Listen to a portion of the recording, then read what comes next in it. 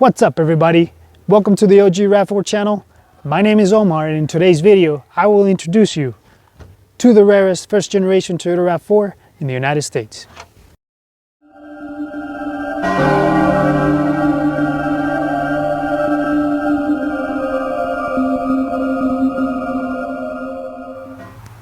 Alright guys, before we get started, we're looking forward to bringing you Toyota RAV4 content, specifically first generation RAV4 content. In order to grow this channel, we would like to ask for your help. If you're watching this video, please share it with your friends and family. Also go ahead and hit that like button, subscribe, and hit that bell so you always get notified whenever we upload new content. Para aquellos que hablen español, les pedimos que nos apoyen para que podamos crecer en este canal juntos. Por favor denle like, suscríbanse al canal y presionen la campanita para que siempre sepan cuando subamos nuevos videos al canal. Okay, but enough of that. I want to introduce you to MIDNITE. This is my first generation or Mach 1 1995 Toyota RAV4 L. I am very confident this bad boy right here is the rarest first generation Toyota RAV4 in the United States. And I'm gonna walk you through why that is so you guys can see it for yourself. All right, so you might notice this is not just your typical black paint job. If you do an up close of it, you will see that there's something definitely going on here, something very special. The whole vehicle has been bed lined. That's right guys, bed liner throughout the entire car. This is Raptor Liner. When I bought this vehicle, when I saw the ad actually, this is what caught my attention the most because it looks very tactical, it looks very aggressive, it has an attitude It's the one and only Digo Double G to it. And the guy that I bought it from up in Washington State, he actually had the job done at a professional paint shop. So let's keep walking so that you can see kind of how he looks at different angles, at different tones of light. But you can see this has been very, very well done. The finish is incredible. It wasn't just your DIY job. Most people who go for the Raptor Liner option, because it's a lot cheaper, they decide to do it themselves. And that can be risky if you don't know what you're doing. It definitely requires the appropriate prep job, sanding it and all that good stuff.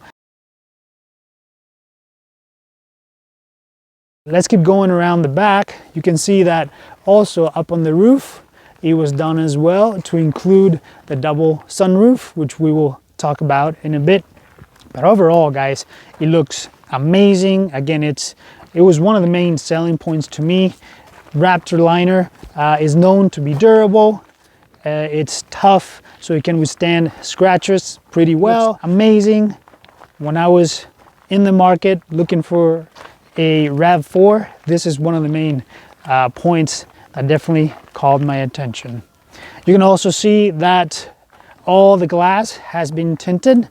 He had it done at a shop as well to include the windshield. It has been tinted to the legal limit up in Washington State, and it adds to that very aggressive look.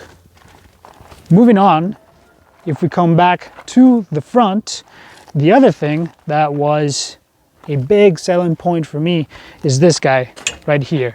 So this is a bull bar, is what we call it here in the United States. I think it's also known as a brush guard, that can be placed in these first generation Toyota RAV4s. These are custom made, and I gotta say it looks amazing. Again, it gives it that very aggressive stance.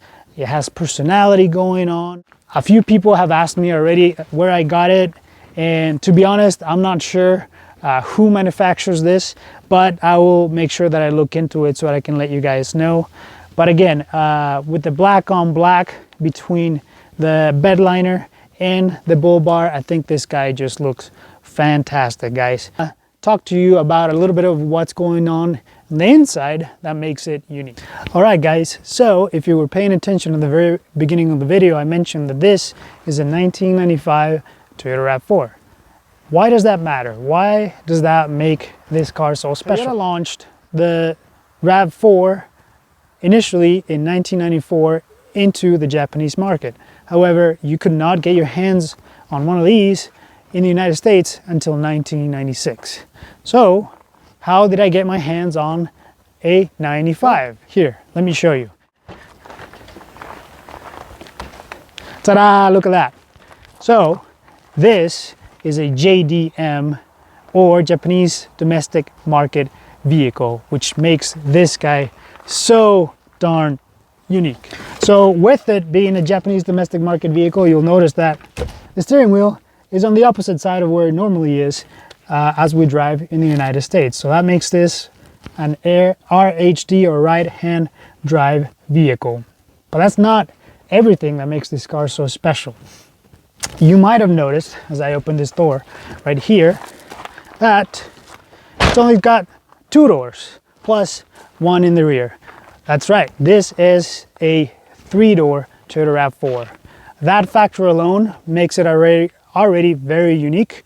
If you're looking for one of these in the United States, the 3-door versions are extremely difficult to come by, guys. Most of the ones that are for sale are your normal 5 doors, and in my opinion, these ones are much better looking. Now, if you are in the market for one, keep in mind that price-wise, at least in the US, the prices are through the roof. Normally, whereas you would probably spend about $3,000 to $4,000 in a 5-door version, you can expect to probably pay maybe 3, maybe 4 times that if you're looking for a 3-door. So just keep that in mind. Also, the ones that I did come across when I was in the market for one, most of them obviously had high mileage, around 200,000 miles. Most of them had some sort of mechanical problem that had to be addressed, and they were in tough shape, which made this a no-brainer when I saw it. So if we do a recap, the fact that this vehicle is a Japanese domestic market import, it's a right-hand drive, it's been completely bedline, it's got that front bull bar going on, and you can see there's the RAV4 L, or limited edition. This means that it comes with all electric equipment inside. I'll show you that when we step in, but it's also the real-time 4x4. That's right, it's an all-wheel drive system, and add all those factors together, I got a unique breed right here. All right, speaking of the 3-door option, let me just go ahead and pop this guy open. You can get an idea of the cargo space that this guy offers you. So you can see that I got my seats folded up right now, but just to give you an idea, I'm a small guy. I'm 5'6", you know, I'm not that big, but you know, if I wanted to, I can really fit in here, and yeah, I can fit in here just fine. Obviously my seats are folded up, but you can fold them down if you have smaller people, maybe children, maybe people as small as me. They will probably fit comfortably back there, but if you're taller than I am, it's probably not a good idea to ride in the back. The other thing that you'll notice that's going on in here, you'll notice that there's this little rubber pad. This one, the guy I bought it from actually cut it, designed it himself. It's a little, it's up to the touch, it's padded for sure. I believe he had a dog, which is amazing because, you know, adding this made sure that the carpet didn't get destroyed. This is gonna be great because I have 2 pit bulls, my family and I, so this is gonna be a great feature whenever I wanna take him, you know, for a walk. I wanna go somewhere with them for hiking or things like that. Last thing I want to show you that's going on here, you might notice if we bring the camera inside, there's not just 1 but 2 sunroofs. I mentioned that this is the L, or the limited edition, and an option that came with that version, you could get 2 removable sunroofs. I'm just going to show you here real quick. There's 2 tabs right here that you can press on. Just press in and this latch comes out, and you just pull up, and then you can just lock it in place, and boom, your sunroof is up if you want to really feel cool, or if in really hot days like the ones that we're having here in California, you can leave this raised up. That way it's not as toasty when you come back to your car. In order for you to lock this back in place, you just grab on that latch again, just pull out, bring it all the way back in, you just push up, and there you go, it's locked. All right, folks, that we're on the inside of this beautiful 1995 Toyota RAV4. If you haven't noticed already, there's something going on about that speedometer, right? Again, with the fact that it's a Japanese import, you'll notice that the speedometer, it's in kilometers. It gives you kilometers per hour. When I bought this bad boy a month ago, you had 149,100 kilometers, which is just slightly above 93,000 miles. So guys, for a Toyota, everyone who's a Toyota fanatic will know that that's absolutely nothing, especially for a 27-year-old vehicle.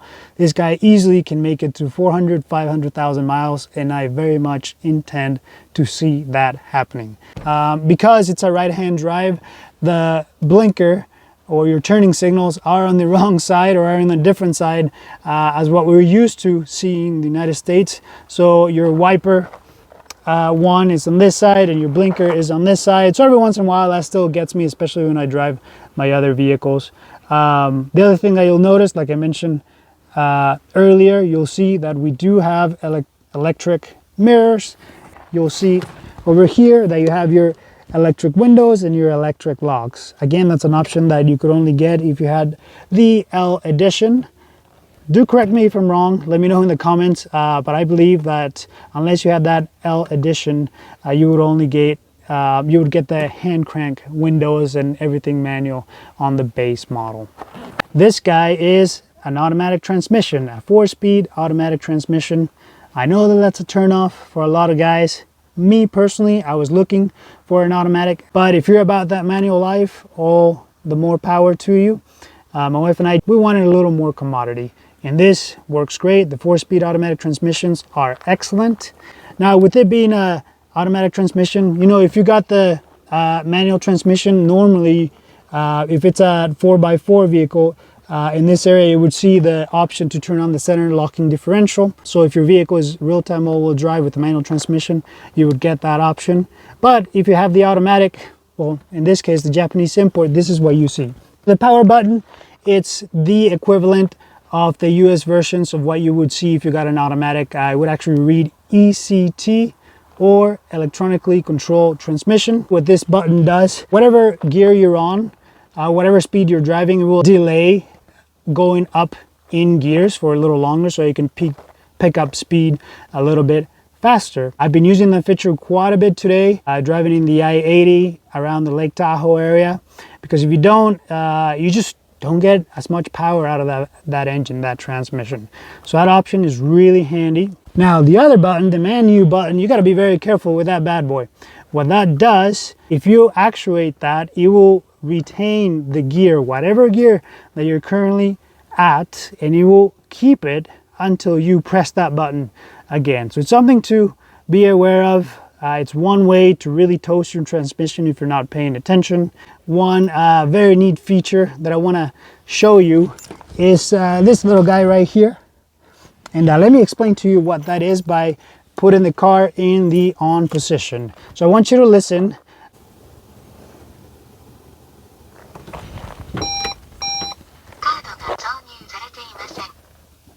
Isn't that the best thing ever? I still haven't been able to figure out what she says. Any Japanese speaker that's watching this, would you mind just letting me know? It'd be awesome to know what that's saying. Basically what that device is the equivalent in Japan of the electronic toll passes that we use in the US. You can see that there's a slot in that device where you would put in a card. And what that would do is, as you're driving, it's also connected to this little device up here behind the rear view mirror. And that's basically the sensor, the chip that would get scanned whenever they would drive through a toll plaza or the equivalent of that in Japan. And that's what that device is for. The seller said that it already came with that device when he imported it, and he thought it was neat, so he just left it, and I think it's neat as well. It's got an aftermarket stereo unit. This is a Pioneer, and it's actually an Apple CarPlay and Android Auto enabled. So all you gotta do is press this little button right here and watch the magic happen. Boom, look at that bad boy. Wow! Now I'm using my phone so I can't show you, but it is, you connect your phone. It's a wired unit. It gives you Google Maps, you know, text, phone. You can use a bunch of apps when this guy is actually working. He also upgraded all the speakers All 4 speakers have been upgraded to Pioneer speakers. So this actually sounds pretty good on the inside. All right, guys, the other thing that he did shortly after he bought it is he got a set of 5 to include the spare, 5 new set of wheels and tires.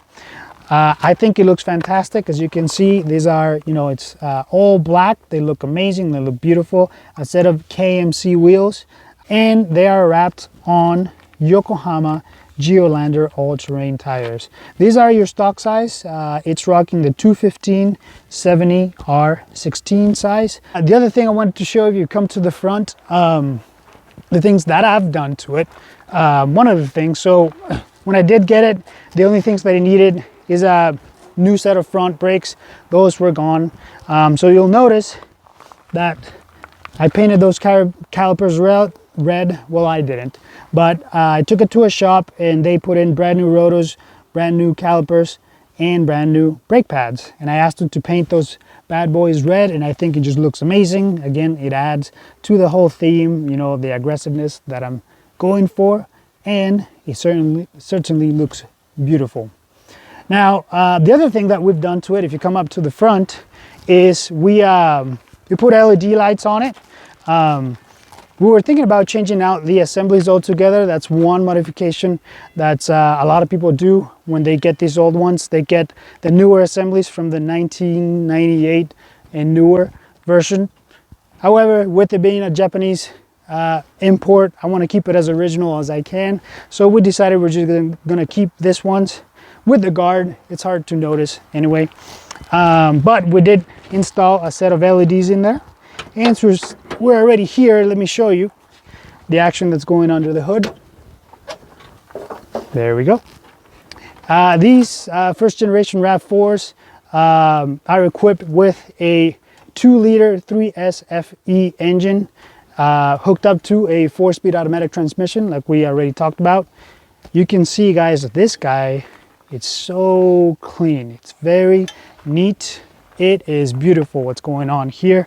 The other thing that the seller did shortly after he bought it, he wanted to have a baseline of the condition of the vehicle. So he actually had all the fluids changed. That includes the power steering, the brake fluid, the coolant, the oil, the engine oil, and the transmission oil. He put a new battery on it. Like I said, he did the suspension. He got all new wheels and tires. So this guy is running like a clock. Let me go ahead and actually turn on the car so you can actually get a little idea of what it sounds like. When it's running, it's very quiet. It runs super smooth.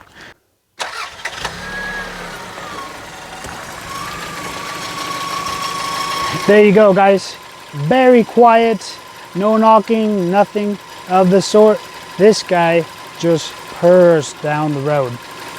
One concern that people have when they get these things, because the hood doesn't have any insulation, they're concerned about how loud this is. I cannot hear anything engine related inside. Again, it's very quiet, and this is just fantastic to drive down the road. On a different video, I'm gonna show you what our experience has been driving this guys at high speeds down the freeway. But again, no engine noise coming into the cabin. It's just very quiet, guys.